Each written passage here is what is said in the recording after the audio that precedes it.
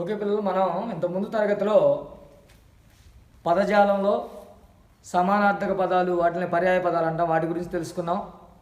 తర్వాత అర్థాలు, వాక్య ప్రయోగాలు అంటే ఇచ్చిన పదాలకి అర్థాన్ని రాసి దాన్ని సొంత వాక్యంలో ప్రయోగించడం, దీని గురించి తెలుసుకున్నాం. ఇప్పుడు మనకి 7వ సామర్థ్యం భాషల గురించి తెలుసుకుందాం. దీంట్లో మనకి ఏమేమి ఇచ్చారు అంటే, ముందు 1వ ప్రశ్న కింద సమాపక అసమాపక క్రియల గురించి తెలియజేస్తున్నారు. సమాపక క్రియలు అంటే ఏంటి, అసమాపక క్రియలు అంటే ఏంటి? వీటిలన్నిటికంటే ముందు క్రియ అంటే ఏంటి? క్రియ అంటే పనిని గురించి తెలియజేసేదాన్ని క్రియ అంటాం. పనిని గురించి తెలియజేసేటువంటి దాన్ని క్రియ అంటాం. దాంట్లో కూడా క్రియలు 2 రకాలు, సమాపక క్రియలు, అసమాపక క్రియలు. సమాపక క్రియలు అంటే ఏంటి? దీంట్లోనే తెలుస్తుంది మనకి. సమాపక అంటే సమాప్తం కావడం. దాని ప్రకారమే ఒక పని పూర్తి అయినట్లు తెలియజేసే క్రియలను సమాపక క్రియలు అని చెప్పేసి అంటాం. ఏదైనా ఒక పనిని చేస్తున్నప్పుడు ఆ పని పూర్తయింది అన్నప్పుడు తెలియజేసేటువంటి క్రియను సమాపక క్రియ అని చెప్పేసి అంటాం. ఉదాహరణ చూడండి, రవి పాఠం చదివాడు, రాము అన్నం తిన్నాడు. రవి పాఠం చదివాడు అంటే రవి చేసేటువంటి పని పాఠం చదవడం. ఆ పని పూర్తయింది, చదివేశాడు కనుక ఇది పూర్తయింది కాబట్టి, చదవడం అనేటువంటిది పూర్తయింది కాబట్టి ఇది సమాపక క్రియ. అదేవిధంగా రాము అన్నం తిన్నాడు. రాము చేసే పని ఏంటి అంటే అన్నం తినడం. ఆ సమయంలో అతను చేసే పని అన్నం తినడం కనుక అతను తినడం పూర్తి చేశాడు కాబట్టి తిన్నాడు అనే పదాన్ని ఉపయోగించాం, క్రియాపదాన్ని. కనుక ఈ తిన్నాడు అనేటువంటి క్రియాపదం పూర్తయినటువంటి విషయాన్ని గురించి తెలియజేస్తుంది కాబట్టి ఇది సమాపక క్రియ అని చెప్పేసి చెప్తాం అన్నమాట. కనుక సమాపక క్రియ అంటే ఏంటి? ఏదైనా ఒక పని పూర్తయినట్లు తెలియజేసేటువంటి క్రియాపదం వాక్యం చివరిలో ఉంటే కనుక దాన్ని సమాపక క్రియాపద వాక్యం అని చెప్పేసి అంటాం. అట్లాంటి క్రియాపదాలని సమాపక క్రియాపదాలు అని చెప్పేసి, సమాపక క్రియలు అని చెప్పేసి అంటాం.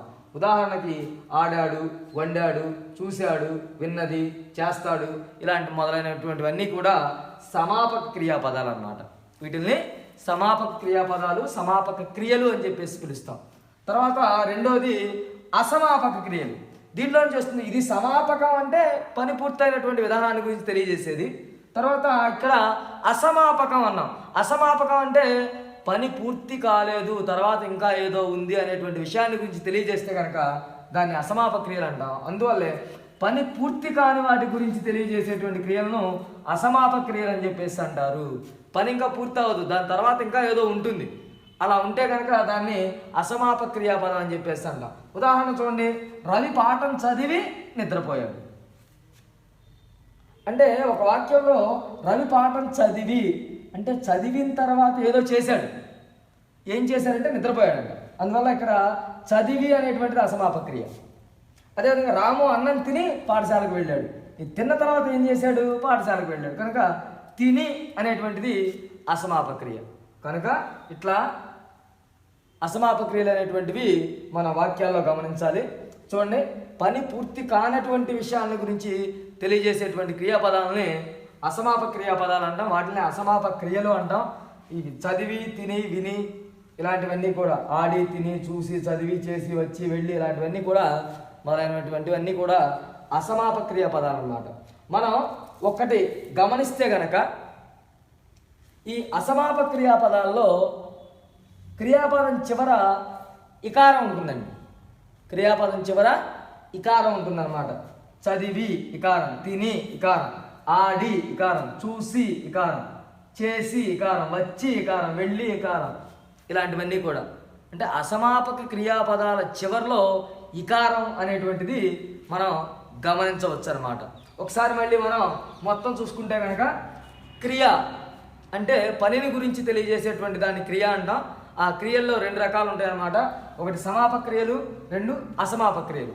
సమాపక క్రియలు అంటే ఏంటండి? ఒక పని పూర్తయినట్లు తెలియజేసేటువంటి క్రియాపదాలను ఉపయోగిస్తే కనుక వాటిని సమాపక క్రియలు అని చెప్పేసి అంటాం. ఇదేంటంటే రవి పాఠం చదివాడు, రాము అన్నం తిన్నాడు. వీటిల్లో ఈ చదివాడు అనేది సమాపక క్రియ, తిన్నాడు అనేటువంటిది సమాపక క్రియ. అదేవిధంగా మొదలైనటువంటి ఉదాహరణలు ఏంటంటే ఆడాడు, వండాడు, చూశాడు, విన్నది, చేస్తాడు, ఇలాంటివన్నీ కూడా సమాపక క్రియాపదాలకు ఉదాహరణలు అన్నమాట. తర్వాత రెండోది అసమాపక క్రియలు. ఈ అసమాపక క్రియలు అంటే ఏంటి? పని పూర్తి కాని వాటి గురించి తెలియజేసేటువంటి వాటిని అసమాపక క్రియలు అని చెప్పేసి అంటాం. ఇది అసమాపక క్రియ గురించి ఇక్కడ మనం చూస్తే కనుక రవి పాఠం చదివి నిద్రపోయాడు, రాము అన్నం తిని పాఠశాలకు వెళ్ళాడు. ఇక్కడ చదివి, తిని అనేటువంటివి అసమాపక క్రియలు కాబట్టి మనం అక్కడ గుర్తించడం జరిగింది. ఇలాంటివి ఆడి, తిని, చూసి, చదివి, వెళ్ళి, వచ్చి, వెళ్ళి, ఇలాంటివన్నీ కూడా మనకి అసమాపక క్రియాపదాలుగా గుర్తించడం జరుగుతుంది. ఈ అసమాపక క్రియల్లో మనం గమనించాల్సినటువంటి విషయం ఏంటి అంటే క్రియాపదం చివరిలో ఇకారం అనేటువంటిది మనం గమనించవచ్చు అన్నమాట. కనుక సమాపక అసమాపక క్రియల యొక్క భేదాన్ని ఇలా మనం గుర్తించాలి. మనకి ఇలాంటి పూర్తి వాక్యాలు ఇచ్చేసి దీంట్లో సమాపక అసమాపక క్రియలను గుర్తించమంటే కనుక మనం ఏం చేయాలంటే ఇదిగోండి, ఇకారం వచ్చేటువంటివి గమనిస్తే కనుక ఇవి అసమాపక క్రియలండి. చదివి, తిని, లేచి, చేసి, ఇలాంటివన్నీ అసమాపక క్రియలు. తర్వాత ఇవి సమాపక క్రియలు. నిద్ర పోయాడు, వెళ్ళాడు, వచ్చింది, ఇవేమన్నా సమాపక క్రియలు అన్నమాట. వాక్యం చివరిలో ఉండేటువంటి క్రియలు సమాపక క్రియలు. వాక్యం చివరిలో ఉండేటువంటి క్రియలు సమాపక క్రియలు అన్నమాట. వాక్యం మధ్యలో ఇకారంతో కూడినటువంటి క్రియాపదాలు అసమాపక క్రియాపదాలు ఇలా ఉంటాయి మనకి. కనుక ఇవి చదివి, తిని, లేచి, ఇలాంటివన్నీ కూడా మనకి ఈ మూడు కూడా అసమాపక క్రియాపదాలండి, అసమాపక. ఇకపోతే ఈ మూడు లేచింది, వెళ్ళాడు, పోయాడు, ఇవి సమాపక, ఇవి సమాపకండి. ఇలా మనం ఈ రెండింటి యొక్క భేదాలను ఒక వాక్యంలో గుర్తించవచ్చు అన్నమాట, చాలా తేలిగ్గా. ఓకే పిల్లలు, ఇంతకు ముందు తరగతిలో మనం 8వ తరగతి అమ్మ కోసం పాఠంలో 7వ విభాగంలో భాషల గురించి తెలుసుకుందాం అనేటువంటి దాంట్లో సమాపక అసమాపక క్రియల గురించి చెప్పుకున్నాం. ఇప్పుడు సామాన్య వాక్యాల గురించి చెప్పుకోబోతున్నాం. సామాన్య వాక్యాలు అంటే ఏంటి? సర్వసాధారణంగా సామాన్య వాక్యాలు అంటే ఏమని చెప్పుకుంటామంటే ఒక కర్త, కర్మ, క్రియ ఈ మూడు కలిసి ఉంటే కనుక దీన్ని ఒక సామాన్య వాక్యం అని చెప్పేసి చెప్తాం. కర్త, కర్మ, క్రియ మూడు కలిసి ఉంటే ఒక వాక్యంలో దాన్ని సామాన్య వాక్యం అని చెప్తాం. ముందు దీని గురించి తెలుసుకుందాం. ఇక్కడ చూడండి, మీకు 3 ఉదాహరణలు రాయడం జరిగింది. దీంట్లో రాజు అన్నం తిన్నాడు, గోపి పరీక్ష రాశాడు, గీత బడికి వెళ్ళింది. దీంట్లో చూడండి, ఏది కర్త, ఏది కర్మ, ఏది క్రియ. చూడండి, కర్త నామవాచకం లేదా సర్వనామం ఆ స్థానంలో ఉంటే కనుక దాన్ని మనం కర్త అంటాం. ఇక్కడ రాజు, గోపి, గీత వీళ్ళ ఈ మూడు కూడా నామవాచకాలు కాబట్టి ఈ మూడు కూడా కర్తలు అన్నమాట. ఈ మూడు కర్తలు. ఇక కర్త గురించి తెలిసింది. తరువాత క్రియ చూద్దాం. క్రియ అంటే పని అని అర్థం. క్రియ అంటే పని అని అర్థం. ఇంతకుముందు తరగతిలో కూడా మనం చెప్పుకున్నాం, క్రియ అంటే పని. ఈ పనిని గురించి తెలియజేసేదాన్ని క్రియ అంటాం కాబట్టి ఇక్కడ పనిని గురించి తెలియజేసేటువంటి పదాలు ఏమున్నాయి? తిన్నాడు, ఇదొక పని. రాశాడు, ఇదొక పని. వెళ్ళింది, ఇదొక పని. ఈ మూడు క్రియల గురించి తెలియజేస్తుంది, పనిని గురించి తెలియజేస్తున్నాయి కాబట్టి ఈ మూడు క్రియలు. ఇప్పుడు మనకి కర్త, కర్మ, క్రియ ఈ మూడిట్లో కూడా కర్తల గురించి తెలుసుకున్నాం, క్రియల గురించి తెలుసుకున్నాం. ఇకపోతే ఇవి కర్మలు అన్నమాట. అన్నం, పరీక్ష, బడికి ఇవన్నీ కూడా కర్మలు. ఇది క్రియని ప్రశ్నిస్తే వచ్చేది కర్మ. క్రియను ప్రశ్నిస్తే వచ్చేది కర్మ. రాజు ఏమి తిన్నాడు అంటే అన్నం తిన్నాడు అనే సమాధానం వస్తుంది. ఈ అన్నం అనేటువంటిదే కర్మ అన్నమాట. ఇలా ఒక వాక్యంలో కర్త, కర్మ, క్రియ ఉంటే కనుక దాన్ని సామాన్య వాక్యం అని చెప్పేసి అనడం జరుగుతుంది అన్నమాట. ఇప్పుడు మూడింటి గురించి తెలుసుకున్నాం కదా. కేవలం ఇలా మూడు ఉంటేనే సామాన్య వాక్యం అంటే అలా కాకుండా ఉండే వాక్యాలు కూడా ఉన్నాయి. ఉదాహరణకు చూడండి, ఇది పుస్తకం, ఇది ఒక వాక్యం. ఇది పుస్తకం, ఇది ఒక వాక్యం అన్నమాట. ఈ వాక్యంలో క్రియ లేదు కనుక దీన్ని క్రియారహిత వాక్యం అని చెప్పేసి అంటాం. క్రియారహిత వాక్యాలు, క్రియారహిత వాక్యం అని చెప్పేసి అంటాం. ఢిల్లీ మన దేశ రాజధాని, దీంట్లో కూడా మనకి క్రియ కనిపించడం లేదు కనుక అది కూడా క్రియారహిత వాక్యం అన్నమాట. ఇది సామాన్య వాక్యాల గురించి. మళ్ళీ ఒకసారి చూడండి, ఒక వాక్యంలో కర్త కర్మ క్రియ ఈ మూడు కనుక ఉంటే దాన్ని సామాన్య వాక్యం అని చెప్పేసి అంటాం. ఈ సామాన్య వాక్యాల్లో ఉదాహరణకి ఇక్కడ ఇవ్వడం జరిగింది, రాజు అన్నం తిన్నాడు, గోపి పరీక్ష రాశాడు, గీత బడికి వెళ్ళింది అని. దీంట్లో నామవాచకాలు మొత్తం కర్తలు. ఇక్కడ నామవాచకమైనా ఉండొచ్చు లేదా సర్వనామమైనా ఉండొచ్చు. తర్వాత పనిని గురించి తెలియజేసేదాన్ని క్రియ అంటాం. ఇక్కడ తిన్నాడు, రాశాడు, వెళ్ళింది ఈ మూడు కూడా పనులు కాబట్టి ఈ మూడింటిని క్రియలు అన్నాం. ఇకపోతే ఈ మధ్యలో ఉన్నటువంటివి కర్మలు. క్రియను ప్రశ్నిస్తే వచ్చేది కర్మ. రాజు ఏమి తిన్నాడు? అన్నం తిన్నాడు. గోపి ఏమి రాశాడు? పరీక్ష రాశాడు. గీత ఎక్కడికి వెళ్ళింది? బడికి వెళ్ళింది. ఇలా క్రియలను ప్రశ్నిస్తే వచ్చేవి కర్మలు అన్నమాట. వీటిని కర్మలు అంటాం. ఇది సామాన్య వాక్యాలు. అదేవిధంగా క్రియారహిత సామాన్య వాక్యాలు కూడా ఉంటాయి. వాటికి ఉదాహరణకు ఒకటి రాశాను, ఇది పుస్తకం. ఇది ఇక్కడ సర్వనామం, పుస్తకం అనేటువంటిది కర్మ. క్రియ లేదు, క్రియ లేదు కనుక దీన్ని క్రియారహిత సామాన్య వాక్యం అని చెప్పేసి చెప్పడం జరుగుతుంది అన్నమాట. ఇది సామాన్య వాక్యాల గురించి. ఓకే పిల్లలు, ఇప్పుడు మనం సంశ్లిష్ట వాక్యాల గురించి తెలుసుకుందాం. సంశ్లిష్ట వాక్యాలు, ఇంతకుముందు సామాన్య వాక్యాల గురించి తెలుసుకున్నాం, ఇప్పుడు సంశ్లిష్ట వాక్యాలు. సంశ్లిష్ట వాక్యాలు అంటే ఏమిటి చూడండి.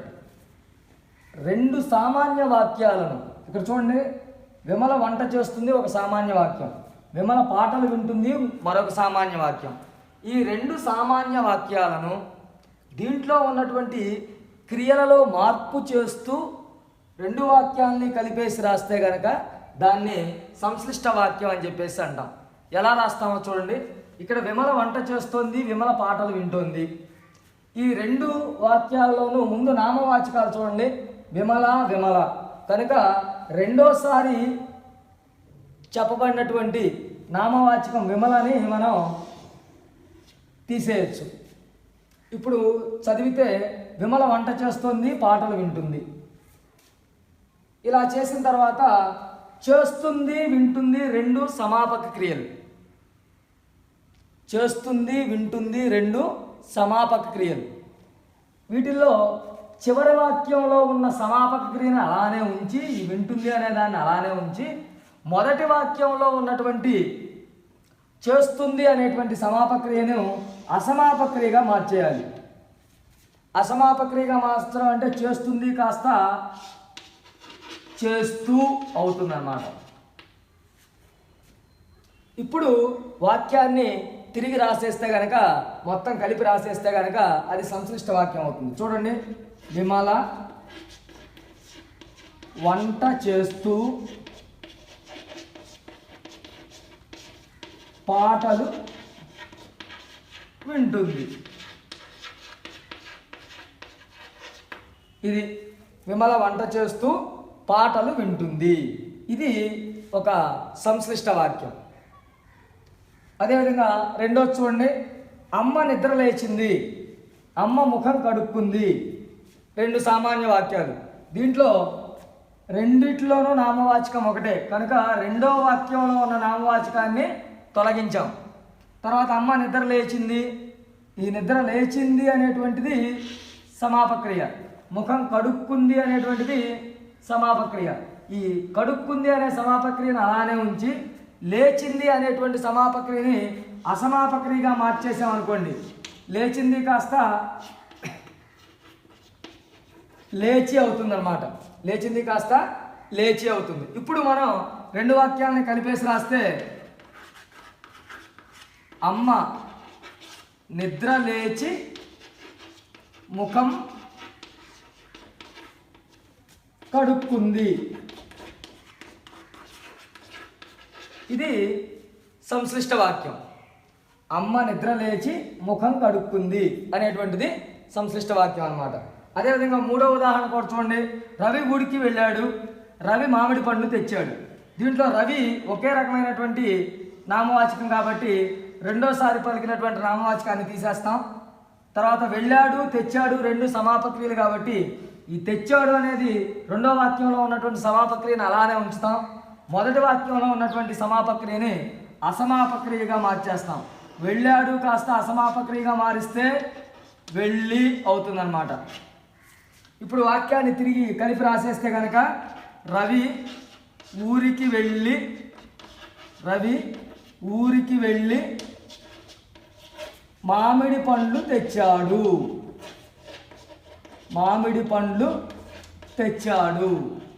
ఇది ఒక సంశ్లిష్ట వాక్యం అవుతుందన్నమాట. ఇలా మనం రెండు అంతకంటే ఎక్కువ సామాన్య వాక్యాల్లో చివరి సామాన్య వాక్యంలో ఉన్నటువంటి క్రియా సమాపక్రియను అలానే ఉంచి దీనికి ముందు ఉన్నటువంటి సామాన్య వాక్యాల్లో సమాపక్రియలను అసమాపక్రియలుగా మార్చేస్తూ వాక్యాలను మొత్తం కలిపి రాస్తే కనుక దాన్ని సంశ్లిష్ట వాక్యం అని చెప్పేసి అంటారు. దాన్ని సంశ్లిష్ట వాక్యము అని చెప్పేసి అనడం జరుగుతుందన్నమాట.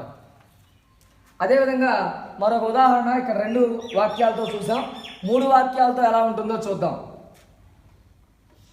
రాముడు అడవికి వెళ్ళాడు,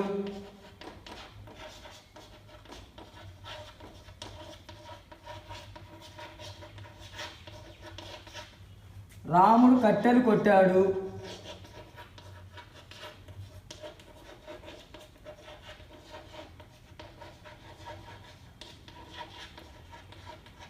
రాముడు ఇంటికి వచ్చాడు.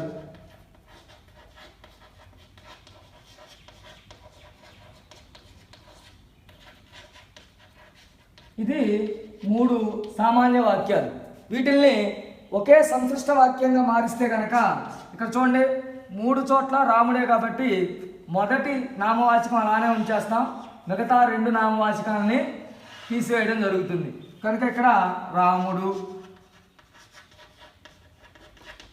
ఇక వెళ్ళాడు, కొట్టాడు, వచ్చాడు ఈ 3 సమాపక్రియలే. చివరి వాక్యంలో ఉన్న ఈ వచ్చాడు అనే సమాపక్రియను అలానే ఉంచి ఈ కొట్టాడు అనేటువంటి సమాపక్రియను అసమాపక్రియగా, వెళ్ళాడు అనేటువంటి సమాపక్రియను అసమాపక్రియగా తీసేస్తే ఈ కొట్టాడు కాస్త కొట్టి అవుతుంది, వెళ్ళాడు కాస్త వెళ్ళి అవుతుంది. అప్పుడు రాముడు అడవికి వెళ్ళి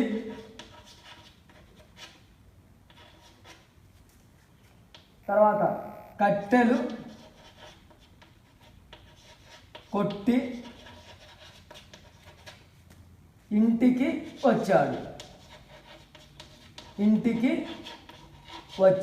ఇలా మనం ఎన్ని సామాన్య వాక్యాలైనా తీసుకొని సంక్లిష్ట వాక్యంగా మార్పు చేయొచ్చు అన్నమాట.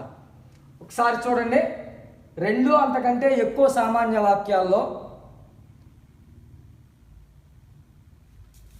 చివరి వాక్యంలో ఉన్నటువంటి సమాపక్రియను అలానే ఉంచి అంతకు ముందు ఉన్నటువంటి వాక్యాల్లో ఉన్న సమాపక్రియల్ని అసమాపక్రియలుగా మార్చి ఒకే రకమైనటువంటి నామవాచకంలో రెండోసారి పలకబడినటువంటి నామవాచకాన్ని తొలగించి 2 వాక్యాలని కలిపేసి మళ్ళీ రాస్తే ఈ విధంగా సంశ్లిష్ట వాక్యం ఏర్పడుతుందన్నమాట. దీన్ని మనం సంశ్లిష్ట వాక్యం అంటాం. దీనికి మరికొన్ని ఉదాహరణలు చూద్దాం. ఓకే పిల్లలు, సంశ్లిష్ట వాక్యాల్లో మరో కొన్ని ఉదాహరణలు అయితే ఈసారి ఇప్పుడు ఇక్కడ మనం ఈ బోర్డు మీద రాసినటువంటివి సంశ్లిష్ట వాక్యాలు. వీటిని మనం సామాన్య వాక్యాలుగా మార్చడం. చూడండి, గీత బజారుకు వెళ్ళి కూరగాయలు కొన్నది, ఇది ఒక సంశ్లిష్ట వాక్యం. దీన్ని మనం 2 సామాన్య వాక్యాలుగా విడదీయాలన్నమాట. చూడండి, మనం ఇందాక చెప్పుకున్న దాని ప్రకారం 2 సామాన్య వాక్యాలను ఒక సంశ్లిష్ట వాక్యంగా మార్చడం ఎలానో చెప్పుకున్నాం. ఆ సంశ్లిష్ట వాక్యాన్ని 2 సామాన్య వాక్యాలుగా ఎలా మార్చాలో ఇప్పుడు మనం చూద్దాం. ఇక్కడ గీత నామవాచకం కనుక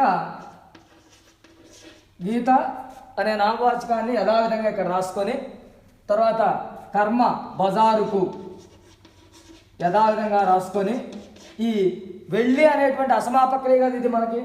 కొన్నది సమాపక్రియ, వెళ్ళి అసమాపక్రియ. ఈ అసమాపక్రియ వెళ్ళి అనేటువంటి అసమాపక్రియని సమాపక్రియగా మారిస్తే కనుక వెళ్ళి కాస్త వెళ్ళింది అవుతుంది. వెళ్ళింది. గీత బజారుకు వెళ్ళింది, ఒక సామాన్య వాక్యం వచ్చేసింది. తర్వాత రెండో సామాన్య వాక్యం రావాలంటే ఎవరు బజారుకు వెళ్ళింది? గీత. కూరగాయలు కొన్నది ఎవరు? గీత. నామవాచకం అదే కనుక మళ్ళీ రెండోసారి ఇక్కడ నామవాచకాన్ని రాసి గీత కూరగాయలు కొన్నది అనేటువంటిది యథాతథంగా రాస్తే కనుక అవి మనకి రెండు సామాన్య వాక్యాలు తయారవుతాయి అన్నమాట. చూడండి, గీత బజారుకు వెళ్ళింది, గీత కూరగాయలు కొన్నది, రెండు సామాన్య వాక్యాలు. వీటిల్ని సంశ్లిష్ట వాక్యంగా మారిస్తే పైన ఉన్నట్టుగా ఉంటుందన్నమాట. అదేవిధంగా కింద చూడండి, తాత భారతం చదివి నిద్రపోయాడు. ఇక్కడ తాత నామవాచకం. ఏం చదివాడు? భారతం. చెప్పుకున్నాం కదా, వాక్యాల్లో క్రియను ప్రశ్నిస్తే వచ్చేది కర్మ. చదవడం అనేటువంటిది క్రియ, దాన్ని ప్రశ్నిస్తే వచ్చేది కర్మ. భారతం చదివాడు.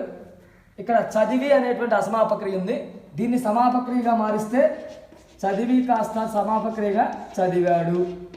Full stop. ఒక వాక్యం పూర్తయింది. తాత భారతం చదివాడు. తర్వాత ఏం జరిగింది? నిద్రపోయాడు. ఎవరు నిద్రపోయింది? తాత. కనుక తాత అనేటువంటి నామవాచకాన్ని మళ్ళీ అక్కడ రాసి ఏం చేశాడు? నిద్రపోయాడు అనేటువంటిది సమాపక్రియ కనుక దాన్ని యథాతథంగా రాస్తే నిద్రపోయాడు. ఇప్పుడు రెండు సామాన్య వాక్యాలు వచ్చేసినాయి మనకి. తాత భారతం చదివాడు, తాత నిద్రపోయాడు. అదేవిధంగా చెట్లు పూత పూసి కాయలు కాస్తాయి. ఇది ఒక సంశ్లిష్ట వాక్యం. దీన్ని మనం రెండు సామాన్య వాక్యాలుగా మారిస్తే చెట్లు అనేటువంటిది నామవాచకం, చెట్లు, పూత అనేటువంటిది కర్మ, పూత పూసి అనేటువంటిది అసమాపక్రియ. దీన్ని సమాపక్రియగా మారిస్తే ఇక్కడ కాస్తాయి అని భవిష్యత్ అర్థంలో చెప్పారు కాబట్టి ఇక్కడ కూడా మనం పూసి అనేటువంటిది అసమాపక్రియ కాబట్టి దాన్ని మనం భవిష్యత్ కాలంలోకి పూసి కాస్త పోస్తాయి అనేటువంటి సమాపక్రియగా మార్చుకుంటాం అన్నమాట. పోస్తాయి. తర్వాత చెట్లు నామవాచకం యథాతథంగా రాసేసి చెట్లు కాయలు కాస్తాయి.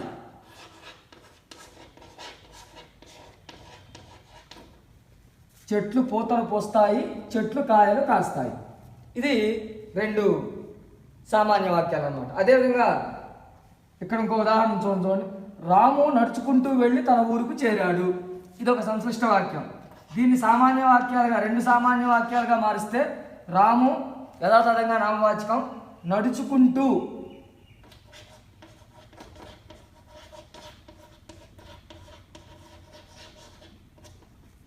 వెళ్ళి అనే అసమాపక్రియని సమాపక్రియగా మారిస్తే వెళ్ళాడు. తర్వాత మళ్ళీ రాము నామవాచకం, తన ఊరు చేరాడు.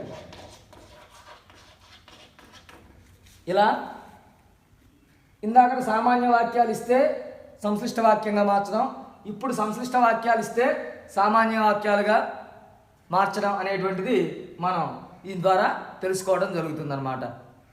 ఓకే పిల్లలు, ఇప్పుడు మనం భాషల గురించి తెలుసుకుందాం అనేటువంటి దాంట్లో 4వ ప్రశ్నలో సందులు ఇవ్వడం జరిగింది. ఆ సంధి పదాలు మనకి ఇక్కడ ఇచ్చారు. వీటిల్ని విడదీసి రాసి అదేవిధంగా సంధి పేర్లు తెలియజేయాలన్నమాట. సంధి పేర్లు తెలియజేయాలి. ఇక్కడ విడదీసినప్పుడు ఏ ఏ పదాలు వస్తాయో ఇక్కడ రాసి సంధి పేరు ఇక్కడ రాసుకుంటే సరిపోతుంది. ఇక్కడ చూడండి, ఔరౌరా అనేటువంటి పదం ఇవ్వడం జరిగింది ఇక్కడ. దీన్ని మనం విడదీస్తే కనుక ఇలా ఉంటుందన్నమాట. ఔరా ప్లస్ ఔరా, దీన్ని ఔరౌరా అంటాం. ఇది ఏ సంధి అంటే మీరు ఇంతకుముందు నేర్చుకునే ఉంటారు 6వ తరగతిలో. ఆమ్రేడిత సంధి అంటాం. ఆమ్రేడిత సంధి. అచ్చునకు ఆమ్రేడితము పరమవునప్పుడు సంధియగు అనేటువంటి సూత్రం ప్రకారం రాలో ఉన్నటువంటి అకారానికి ఆమ్రేడితం పరమైంది. ఒకే రకమైనటువంటి పదాన్ని 2 సార్లు పలికితే రెండోసారి పలికేదాన్ని ఆమ్రేడితము అంటాము. దీన్ని ఆమ్రేడితం అంటాం. కనుక అచ్చుకు ఆమ్రేడితం పరమైంది కాబట్టి సంధి జరిగింది, కనుక ఇది ఆమ్రేడిత సంధి. తర్వాత చూడండి దద్యోదనము, ఇది కూడా మనం విడదీస్తే కనుక దది ప్లస్ ఓదనము. చూడండి ఇక్కడ మనం జాగ్రత్తగా గమనిస్తే దది అనేటువంటి దాంట్లో ఇకారం ఉందండి, ఈ ఇక్కడ ఏమన్నా ఓ ఉంది, ఓ అనేటువంటి అచ్చు ఉంది, మనకి ఇక్కడ ఇకారం ఉంది. జాగ్రత్తగా గమనిస్తే ఈ ఊరులకు అసవర్ణ అచ్చులు పరమైతే క్రమంగా యావారాలు ఏకాదేశంగా వస్తాయి అనేటువంటిది, ఆదేశంగా వస్తాయి అనేటువంటిది యణాదేశ సంధి సూత్రం. కనుక ఈకి ఓ పరమైంది కనుక కాబట్టి ఇక్కడ యకారం వచ్చి చేరింది, కనుక ఇది యణాదేశ సంధి. ఇది యణాదేశ సంధి, ఈకి ఓ వచ్చి పరమైంది కాబట్టి. తర్వాత ప్రథమైక, దీన్ని మనం విడదీసుకుంటే ప్రథమ ప్లస్ ఏక, ప్రథమ ప్లస్ ఏక, దీంట్లో ఆ అనేటువంటి అచ్చు ఉంది, ఇక్కడ ఏ అనేటువంటి అచ్చు ఉండడం జరిగింది. ఇక్కడ మనం జాగ్రత్తగా గమనిస్తే అకారానికి ఏ ఐలు పరమైతే ఐకారము, ఓ ఔలు పరమైతే ఔకారము ఏకాదేశంగా వస్తాయి అనేటువంటి వృద్ధి సంధి సూత్రం ప్రకారం ప్రథమ ప్లస్ ఏక ప్రథమ ఐక అనేటువంటిది అవుతుందన్నమాట. కాబట్టి ఇది ఏం సంధి అంటే వృద్ధి సంధి. ఇది వృద్ధి సంధి. ఐ ఔ ఆర్ వీటిని వృద్ధులు అని చెప్పేసి అంటారు. తర్వాత చిట్ట చివర, ఇది విడదీస్తే చివర ప్లస్ చివర, చిట్ట చివర ఇది. కనుక చివర ప్లస్ చివర చిట్ట చివర, ఇక్కడ ఔరా ప్లస్ ఔరా ఔరౌరా ఆమ్రేడిత సంధి. చివర ప్లస్ చివర చిట్ట చివర, ఇది కూడా ఆమ్రేడిత సంధి. దీని గురించి మనం తెలుసుకోబోతున్నాం. ఇక్కడ అచ్చులకు ఆమ్రేడితం పరం అయితే సంధి జరుగుతుందని చెప్పారు కదండి, అలానే వచ్చింది. ఇక్కడ దురుక్త డకారం ఎందుకు వచ్చింది అనేటువంటిది ఆలోచిస్తే దీనికి మనకి టెక్స్ట్ బుక్లో సూత్రం ఇచ్చారండి. ఆమ్రేడితం పరంగా ఉంటే కడాదుల తొలి అచ్చు మీది వర్ణాములకెల్లా అదంతం బగు దురుక్త డకారం బగు అనే సూత్రం ప్రకారం అచ్చులకు ఆమ్రేడితం పరంగా ఉండి, ఈ ఆమ్రేడితం పరంగా ఉంది, అచ్చుంది. ఈ కడాదులు అంటే కడ, చివర, మొదలు, చిట్ట ఇట్లాంటివన్నీ కూడా కడాదులండి. ఆ కడాదుల్లో మొదటి అక్షరం అలానే ఉండి ఈ రెండు అక్షరాలు లోపిస్తాయంట. ఈ రెండు అక్షరాలు లోపించి ఈ రెండు అక్షరాల స్థానంలో ద్విరుక్త డకారం వచ్చి చేరుతుందంట. అప్పుడు చిట్ట చివర అవుతుంది. దీన్ని ఆమ్రేడిత సంధి అంటాం. దీని తర్వాత మనం ఆ వివరణ చూద్దాం. తర్వాత అత్యుగ్రము, దీన్ని విడదీస్తే అతి ప్లస్ ఉగ్రము. ఇక్కడ కూడా చూడండి, తీలో ఈ అనేటువంటి అచ్చు ఉంది, ఊలో ఊ అనేటువంటి అచ్చు ఉంది. ఇక్కడ ఈ రెండింటిని గమనిస్తే వెంటనే మనకి ఒక సూత్రం గుర్తుకు రావాలి. ఈ ఊరులకు అసవర్ణ అచ్చులు పరమైతే క్రమంగా యావారాలు ఆదేశంగా వస్తాయి అనేటువంటి యనాదేశ సంధి సూత్రం ప్రకారం ఈకి ఊ అనేటువంటి అసవర్ణ అచ్చుపరమైంది కాబట్టి యకారం వచ్చేసింది. కాబట్టి ఇది కూడా యనాదేశ సంధి. ఇది కూడా యనాదేశ సంధి అవుతుందన్నమాట. ఇక్కడ చూడండి, ఔరౌరా, ఔరా ప్లస్ ఔరా ఆమ్రేడిత సంధి. దద్యోదనము, దది ప్లస్ ఓదనము, ఇకారానికి ఓ పరమైంది, అసవర్ణ అచ్చు కనుక యనాదేశ సంధి వచ్చేసింది. ప్రథమైక, ప్రథమ ప్లస్ ఏక, అకారానికి ఏ పరమైంది, ఏ ఐలు పరమైతే ఐకారమే వస్తుంది కాబట్టి ఐ వచ్చింది ఇక్కడ, ప్రథమైక వృద్ధి సంధి. తర్వాత చిట్ట చివర, చివర ప్లస్ చివర చిట్ట చివర ఆమ్రేడిత సంధి. ఇక్కడ కడాదుల తొలి అచ్చు మీది వర్ణానికి లోపం వచ్చేసి ఆ స్థానంలో దురుక్త డకారం వస్తుందని చెప్తున్నారు. కనుక కడాదులు అంటే కడ, చివర, మొదట ఇలాంటివన్నీ కూడా కడాదులు అని చెప్పేసి పిలవటం జరుగుతుంది. దాంట్లో చి అనేటువంటి అక్షరం ఒక్కటే ఉండి దాని తర్వాత ఉన్నటువంటి అక్షరాలకు లోపం వచ్చేసి ఈ స్థానంలో దీర్ఘకారం వచ్చింది. అప్పుడు చిట్ట చివర అనేటువంటి పదం ఏర్పడుతుంది. అది ఆమ్రేట్స్ అండి. తర్వాత అత్యుగ్రము, అతి ప్లస్ ఉగ్రము. ఇక్కడ తీలో ఈ అనేటువంటి అచ్చు ఉంది, ఇక్కడ ఊ అనేటువంటి అచ్చు ఉంది. వెంటనే ఈ ఊరులకు అసవర్ణ అచ్చులు పరమైతే వాటి స్థానంలో క్రమంగా యావారాలు ఆదేశం అవుతాయి అనేటువంటి యణాదేశ సంధి సూత్రం ప్రకారం ఇది యణాదేశ సంధి అని చెప్పేసి చెప్పడం జరుగుతుంది అన్నమాట. ఓకే పిల్లలు, ఇప్పుడు మనకి ఇక్కడ సంధి పదాలు కొన్ని విడదీసి ఇవ్వడం జరిగింది. వీటిని కలిపి రాసేసి ఏ సంధి అవుతుందో మనం పక్కన రాయడం చెయ్యాలన్నమాట. ఇప్పుడు చూడండి, మొదట ప్లస్ మొదట ఇందాక మనం కలిపిచ్చినప్పుడు చిట్ట చివర అని ఇచ్చినప్పుడు చివర ప్లస్ చివర అని చెప్పేసి విడదీసాం. ఇప్పుడు మొదట ప్లస్ మొదట కలిపేస్తే ఏమవుతుంది? మొట్టమొదట.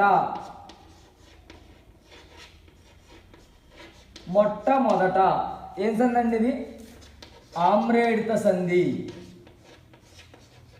ఆమ్రేడిత సంధి అవుతుంది అనమాట. ఇందాక చెప్పుకున్నాం, కడాదుల తొలి అచ్చు మీది వర్ణములకెల్లా లోపం వచ్చి వాటి స్థానంలో దురిక్త టకారం వచ్చి చేరుతుంది అని. ఇక్కడ మొదట అనేటువంటి దాంట్లో ఈ మో అనేటువంటి ఒక్క అక్షరం ఉండి ఈ దట అనేటువంటి అక్షరానికి లోపం వచ్చి దీని స్థానంలో దురిక్త టకారం వచ్చి చేరుతుంది. వెంటనే మొట్టమొదట అవుతుంది ఆమ్రేడిత సంధి. తర్వాత చూడండి, దేవా ప్లస్ ఐశ్వర్యం కలిపేస్తే దేవైశ్వర్యం.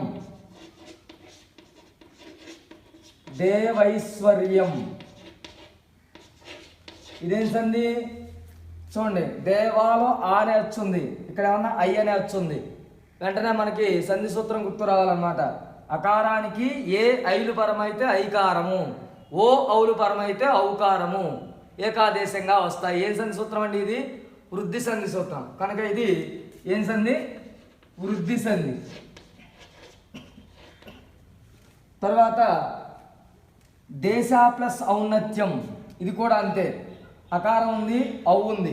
ఇందాక చెప్పుకున్నాం, అకారానికి ఏ ఐలు పరమైతే ఐకారం, ఓ ఔలు పరమైతే ఔకారం ఏకాదేశంగా వస్తాయి. కాబట్టి ఇది దేశ ప్లస్ ఔన్నత్యం, దేశౌన్నత్యం. ఇది కూడా వృద్ధి సంధి. తర్వాత కడా ప్లస్ కడా చెప్పుకున్నాం కదా, మొదట ప్లస్ మొదట మొట్టమొదట ఆమ్రేడిత సంధి. అదేవిధంగా కడా ప్లస్ కడా కట్ట కడా, ఇది కూడా ఆమ్రేడిత సంధి.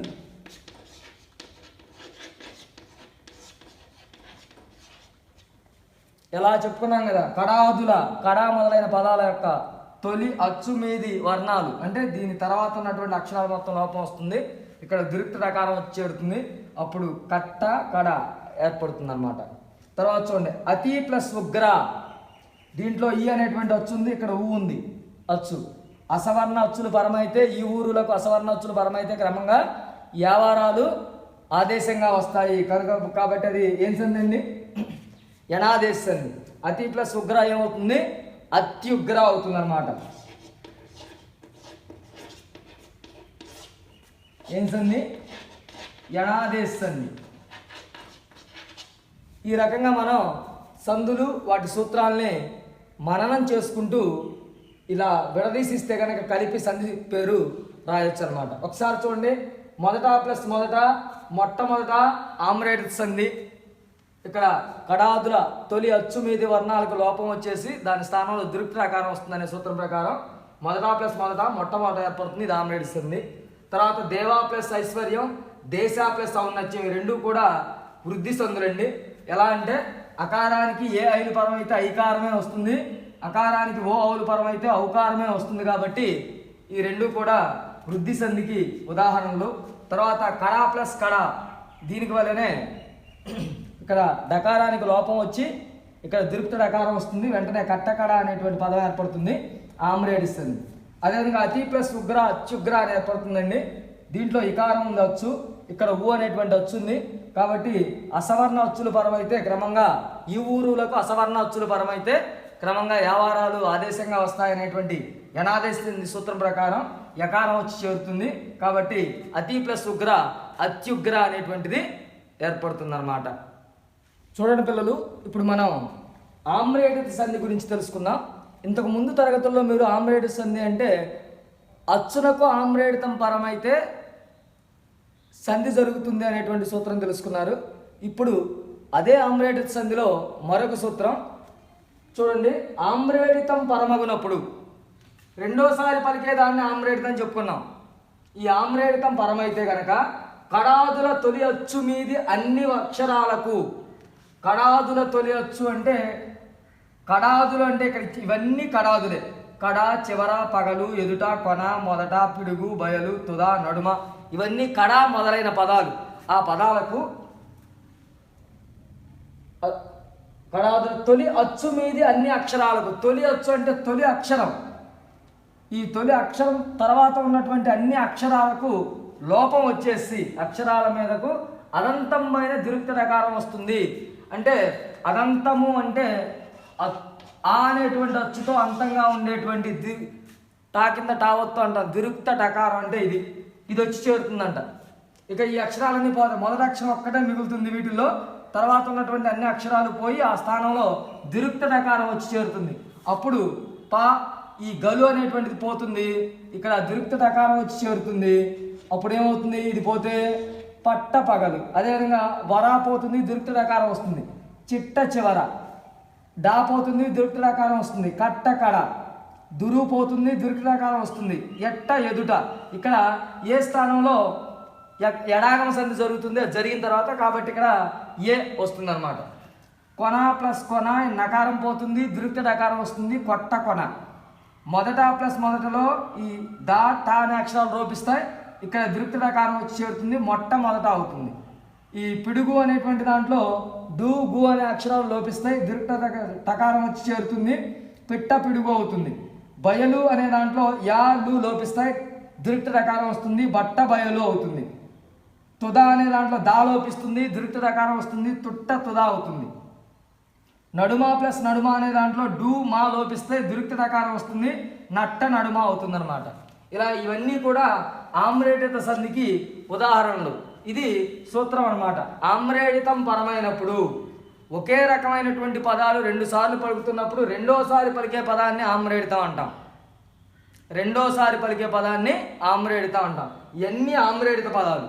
వీటికి కడాదులు పరమైతే గనక, అంటే ఇవన్నీ కడాదుల్లో ఉన్నట్లయితే గనక ఈ మొదటి అక్షరాలు మాత్రమే ఉండి మిగతా అక్షరాలన్నీ లోపిస్తాయి.